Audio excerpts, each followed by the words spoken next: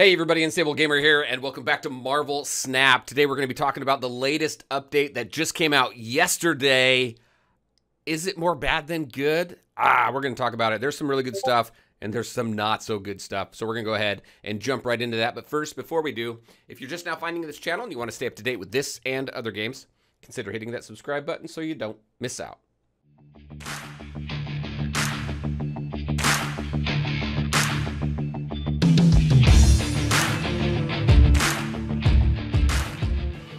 All right, and welcome back. So we're going to go ahead and take a look at these updates. They came out yesterday. This is the July update, and there is a ton here to go through. So I will leave a link in the description below so you can go through, because we're not going to hit on every single thing here.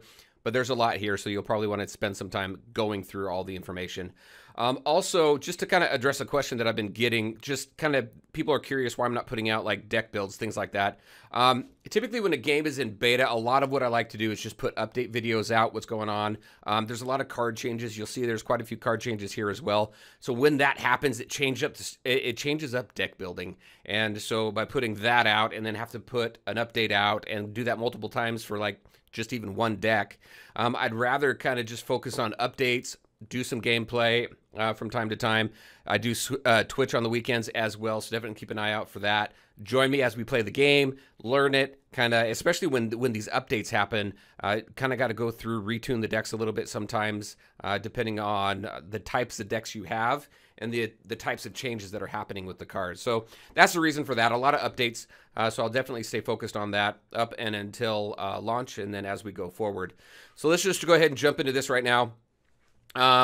So the question I had asked is there more bad than good? Just up front, no, not really. There is something that is not so good. We're going to discuss that. That is these Nexus events. But we're going to jump in game and take a look at it in there, because there's some information in there that I'd like to share. But like I said, this came out yesterday. A lot of cool stuff here. We got this collector's cache. We're going to go revisit that here in just a minute. But all this information is on the Discord in the game updates. When we dive into the collector's cache, we're going to go take a look at announcements and something Ben Brode had put in there. But we got card emojis now, which is kind of cool. You can tap on the card when it's played and select a limited number of emojis there. The card upgrades on the visuals have been absolutely fantastic in the game. They look very cool, very sharp. It's a little slow. I would like it to move through it a little bit quicker, but it does look very cool, very sharp. There's also a season cache reward. So rewards beyond level 50, so starting at level 51, typically with the seasons, the rewards for the season end at level 50, and then beyond level 50, you just collect credits. Now, it's kind of cool. We get this season cache, which allows us to get some credits, some boosters, or even sometimes some gold and some variants. Not sure what the percentage is there, but I think that's better than just 50 credits or 100 credits every level. So that's pretty cool. They added a tier title when you go into the rank. There's a bug report. Missions got completely revamped. The look is completely revamped. I will say, with this update, and hopefully it's something that they're taking a look at, it did slow my phone down quite a bit. Now, I have an iPhone 12 Max Pro, so it shouldn't slow the phone down that much. It's not that old of a phone. It's only a year old. So, but it has drastically slowed the phone down as far as when I scroll through the missions and stuff like that. So hopefully it's something they're taking a look at. But the weekly missions completely revamped. You got a little more flexibility there. You can actually pay gold to unlock some missions as well. So they quite a bit of flexibility there. I thought that was pretty cool. A lot of visuals that were updated. Card sound effects, location sound effects. I can't remember the name of the location, but cards can't be destroyed at this location, whichever one that is. You now see this barrier go up when that location reveals itself. So they're slowly adding new stuff, new flashy graphics, things like that. It's very cool. I like it. Now let's get into the balance updates here. So America Chavez, I think everybody kind of would pair America Chavez up with Jubilee, and more often than not, Jubilee would call out America Chavez. So that was a really powerful combo. Obviously, the data was telling them that as well, so they changed it up a little bit. Instead of a 6'10", she's now a 6'9". So also, I'm noticing with Jubilee that I'm pulling less America Chavez and more variety with throughout the deck here. So they made some changes there, nerfing her power a little bit to make some other options more enticing. Crossbones, they just changed some wording here. You can only play this location, this at locations where you're winning. I guess there was some confusion with the interaction there with Bar with no name. Ebony Maw, they increased power level a little bit. Now he's, when you play him, you can't play any cards beyond that. You can't. Your opponent can at that location, but you cannot. So because of his heavy limitation here, they wanted to make it a little more rewarding, so they gave him some additional power. Ghost Rider, he's strong as well. He showed up as an outlier, I guess. So instead of a 3/3, he's now a 4/3 card. So just nerfed his cost to make his resurrection there a little bit more costly, I guess, really. Khazar, again, with him, really powerful there as well. So they brought him down from a 4/5 to a 4/4. Okoye got adjusted in the last patch because they felt she was too powerful. I believe she was a 2/1 card, and she gave +2 power to all of the cards in your deck. Then they took her to a 1/1 card and reduced it to a +1 to every card in your deck. That is still the same, but now they're taking her cost up to a 2/2 card. So definitely nerfed her a little bit there. She was still very, very good. I think she's still going to be viable. Maybe not as useful out there with now you have to use her as a 2-cost card, but we'll see. We'll see how that goes. Scarlet Witch, also similar because of her viability, her usability in the game and changing up the locations and stuff.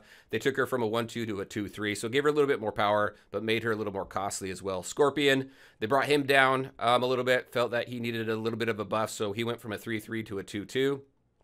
So now you can use him to reduce the power of the cards in your opponent's hands a little bit sooner.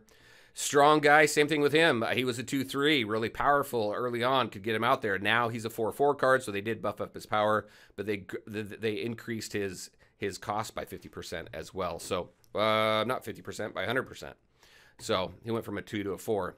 Jubilee, this one here, so old, so on reveal, play the top card of your deck to this location. New, on reveal, play a card from your deck to this location. So she previously functionality had some unintended interactions with America Chavez. So what we were talking about earlier, they reduced the power of America Chavez, and they also increased the ability for Jubilee to pull more than just America Chavez from your deck. So you're going to get a little bit more variety there. All right, let's see, Hulkbuster here. Hulkbuster now only grants his cost to the attached card. So no longer grants his cost to the attached card. So Hulkbuster affecting cost turned out to be largely unexpected by players. So after further consideration, they made some changes there as well. And then Killmonger. Huge changes to Killmonger and Sandman. They made them available earlier. So if you don't currently have him with your next card, so they made him available earlier in the collection track. Let's see. I hope the moving cards earlier in the collection level road will give players more options to deal low-cost go-wide card decks. They don't say which collection, but they did say that if you don't have them, then your next 2 cards are going to be Killmonger and Sandman. I don't know where that would start if you're already deep in the road. So they don't give a collection level, but I did. As soon as I'm above 1,000 right now. As soon as I got my next card, it was Killmonger. I already had Sandman, so I did get Killmonger. So so those were made available too. So I don't know how that affects the pools though. If they are available, what pool they're available? Are they pool 3 still, or did they drop to pool 2? I don't know.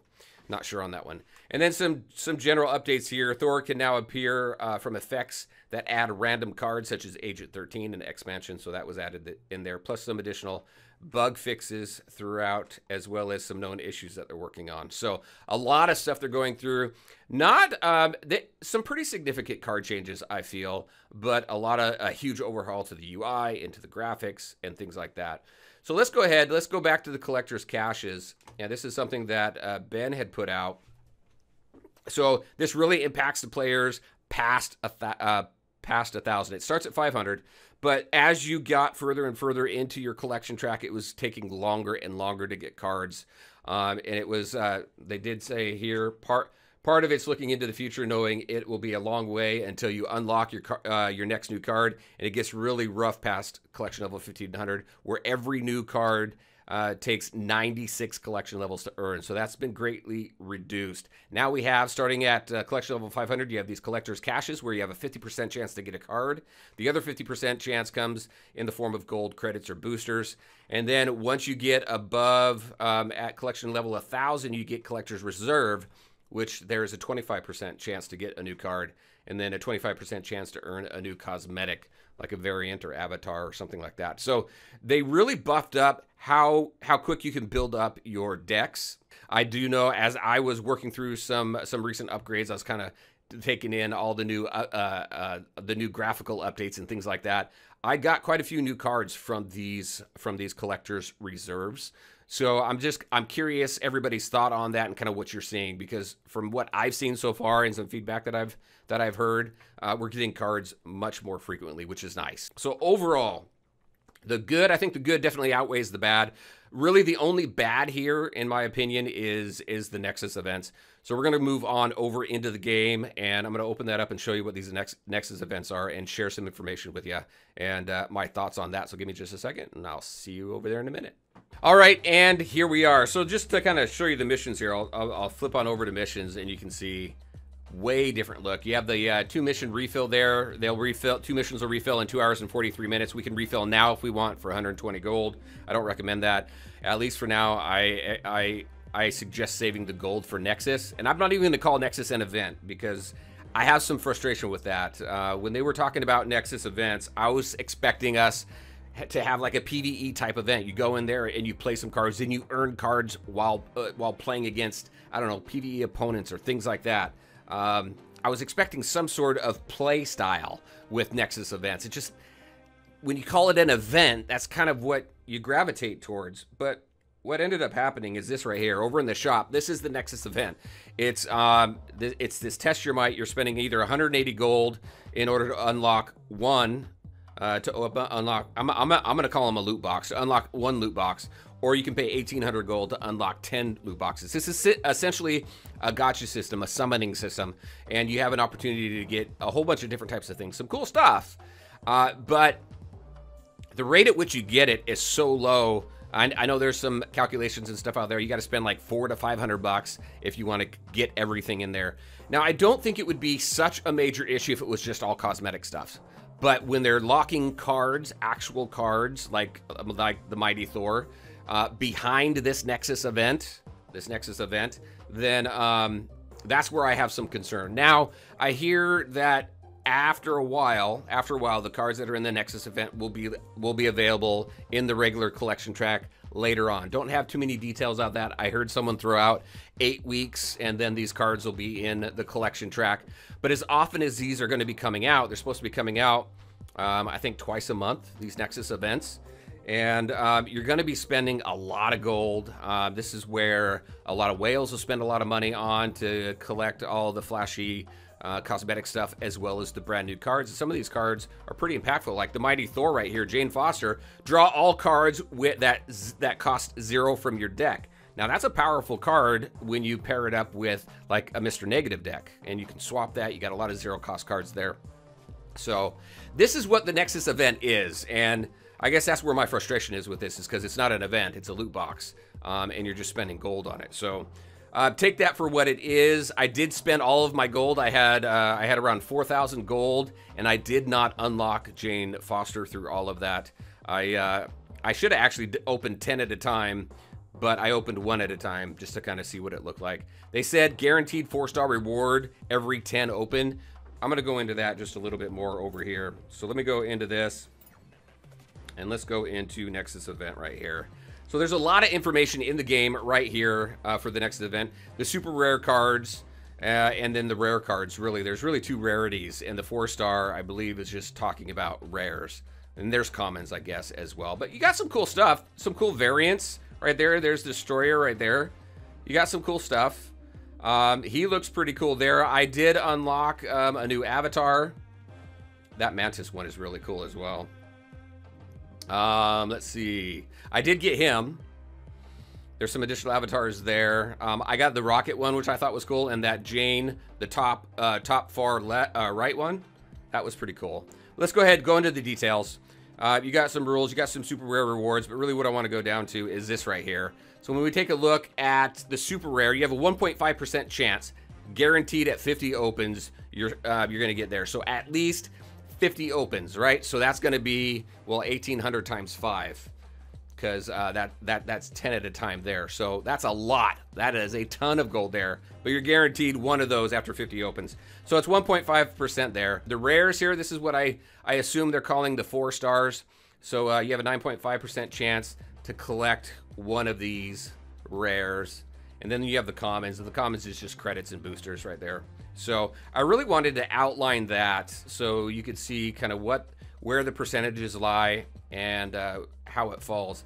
Now, they did say estimated free gold per season. They are estimating with each season you're going to get at somewhere around 2,000 gold. Now that assumes completed season passes, completed 4 weekly challenges, and 1.33 collector's reserve open per day. So they put a whole bunch of into that. So if you're doing all that, if you're playing regularly, then you're probably going to get somewhere around 2,000 gold, which will allow you to open up essentially 10 chests. So you'll never get the 1.5% probability cards here, the super rares, unless you're super lucky, because guaranteed again at 50. So just something to keep in mind there. Now, does this mean that it's super bad? It feels bad. Because I feel it wasn't portrayed correctly, because it's not an event, it's just a loot box, it's a gacha system. So and then I'd like to have a little bit more detail. Everything here is a variant or an avatar. There's one card here. So is every single Nexus event going to have just one new card? And if so, I'd like to have the details. Is it 8 weeks before they go ahead and join the normal collection track? There's enough things going on in the game that's going to give you gold and credits and things like that to build up your decks, to take a chance with the Nexus events. So I don't think it's absolutely horrible, but I just don't feel that it was portrayed correctly. And I think that's probably where a lot of my frustration goes. If you played gacha games before, this isn't anything new. Typically, you'll have a character come out that is only available in a certain gacha system. It'll be there for a certain amount of time, and then it'll go into the general pool after a while. So it's pretty similar to that. I'm hoping they take some of the feedback that they've been getting and revamp this a little bit. I would love for them to take this and move it into an actual kind of PvE type event. Take it out of the loot box or whatever. I don't know what kind of system revamp that would require. Very curious on your thoughts. What do you think about these Nexus events? Some people are pretty frustrated with it. Some people are kind of with it. Me, I go back and forth. I've kind of gone through a range of emotions here, but very curious on your thoughts. What do you think of the Nexus events? What do you think of this update? Overall, I think the update's awesome. There's a lot of great stuff in it.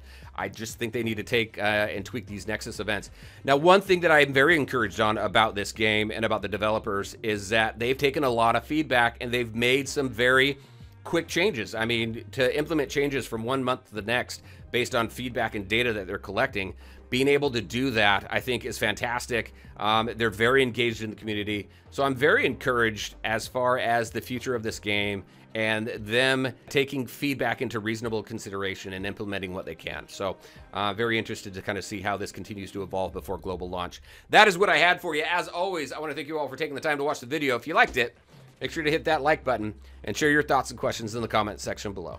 Take care, everybody, and we'll talk to you next time.